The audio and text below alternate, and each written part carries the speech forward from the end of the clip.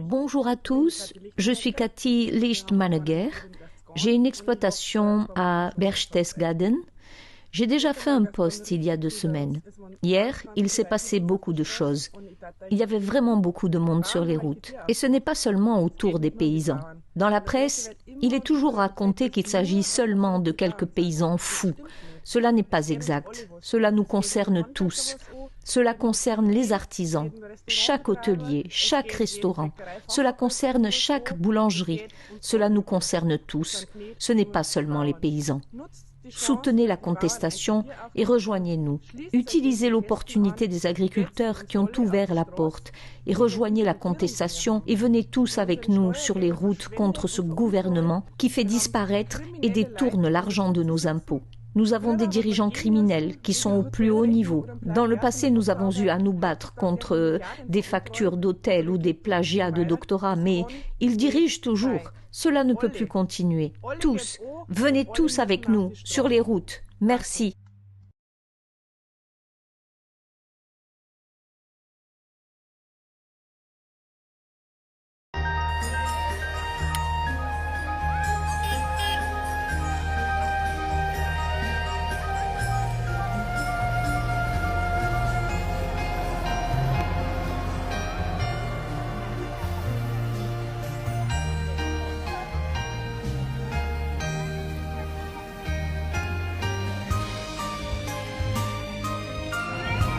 Morgen keine Schule.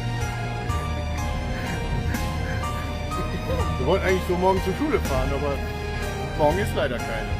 Dann müssen wir hier weiterfahren. Tschüss.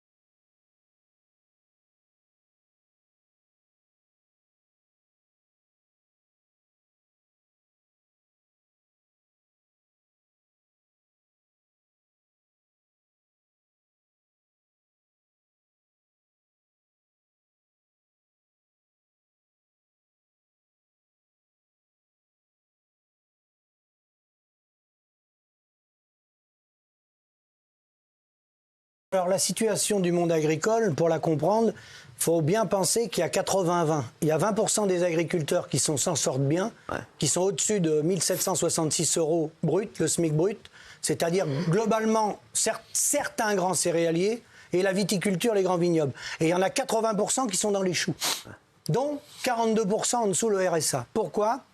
Ce qu'il faut que les téléspectateurs y sachent, c'est que dans les 80%, pour la grande majorité, lorsqu'on fait des productions, on n'a pas notre carnet de facture. C'est pas nous qui faisons la facture. C'est l'industrie agroalimentaire qui appartient à la FNSEA, que j'appelle maintenant la France Nouvelle sans exploitants agricoles. Donc, dans ces 80%, vous faites des canards, des poulets, des cochons, des lapins, vous êtes obligé de passer soit par un abattoir, soit par une laiterie. Un outil de transformation. Et c'est l'outil de transformation qu'a la main et qui fait la facturation. Et après, ce qui a tué le monde agricole, bien entendu, c'est la libre circulation des biens, des hommes, des marchandises et des capitaux. Puisque ces oligopoles du syndicat sont sur tous les continents. Alors quand on vous dit, c'est de la démagogie, on ne veut pas importer de la viande du Brésil, la viande du Brésil, elle est nourrie par la société du groupe Avril ou Ernaud Rousseau. Quand on dit la Nouvelle-Zélande, c'est un faux débat, ils sont installés en Nouvelle-Zélande, ils ont une compagnie aérienne qui vend du vin.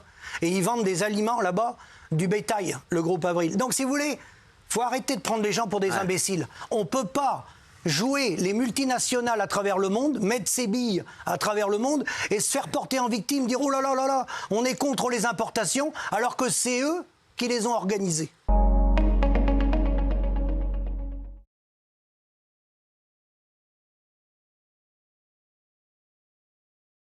C'est 100 trucs. C'est 100 tonnes comme ça, là. Tonnes à lisier.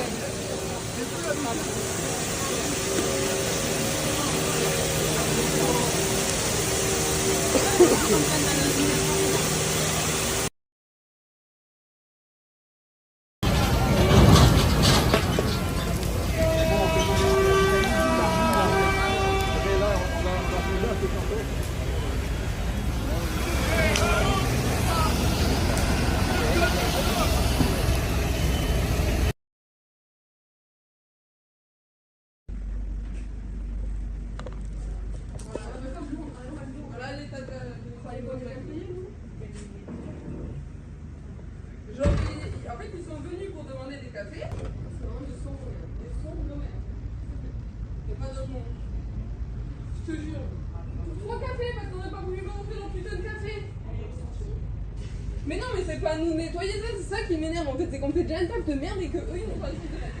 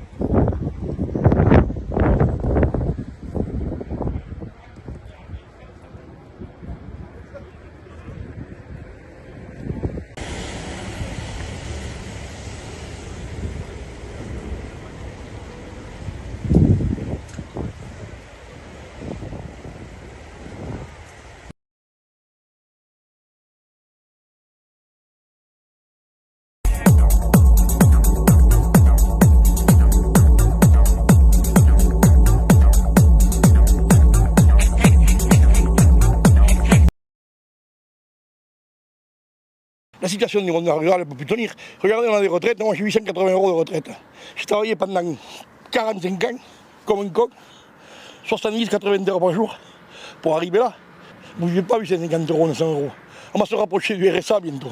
On va avoir toute sa vie, on aura la retraite qui sera inférieure au RSA. Vous avez vu ça où? Après avoir nourri la fraise, se travailler comme des cons, parce que qu'est-ce qu'ils font tous ces jeunes? C'est la dernière cartouche, là. Ces jeunes, s'ils disparaissent, vous n'aurez que des friches et des ours. C'est fini. Comment vous expliquez la déconnexion entre nos dirigeants et votre mode de vie, votre niveau de vie à vous? Comment vous expliquez qu'il y a un écart et un désintérêt pareil? Et pourquoi? Parce que Paris, c'est le nom de la France. Hein. Tous les gens qui sont à Paris, ils sortent de la Polytechnique, ils n'ont rien géré. Quand on voit un président de la République, il sort d'où? Il a été maire d'où? Il a été parlementaire où? Nulle part. Ils sont complètement à côté de la plaque, ils n'y connaissent rien. L'autre, il vise la présidence de l'Europe, on n'a pas fini avec lui. Non, mais on est foutus, on est cuits. Vous savez, le calme, le monde de paysan, on est serein, on est tranquille et tout. Mais l'explosion arrive aussi. Moi, je sens qu'il va se passer quelque chose. Qu'il y a un type qui sorte, comme le général de Villiers qui a foutu Macron dehors, là. Un type hors des partis politiques, qui leur dit maintenant il va falloir arrêter le rompre au Sénat et à l'Assemblée nationale, il va falloir s'y tenir. Il faut revenir là, dire aux partis politiques maintenant ça suffit. On va se mettre en ordre droit. Dans les banlieues, si ça ne suffit pas, on y mettra l'armée et on va faire régner la police. La justice des banlieues. Vous savez, les militaires, vous les mettez au Mirail, à Bagatelle et compagnie, ou à Marseille, dans les quartiers. Il n'y aura pas trop de drogue, vous savez.